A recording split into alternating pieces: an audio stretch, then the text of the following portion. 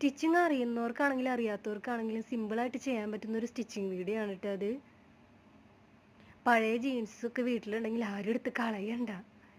ഈ വീഡിയോ ഒന്ന് ഫുള്ളായിട്ട് കണ്ടു നോക്കട്ടെ, എത്ര സിമ്പിളായിട്ട് അവരത് ചെയ്യണേന്ന്. എന്തൊക്കെ ഐഡിയകളാല്ലേ.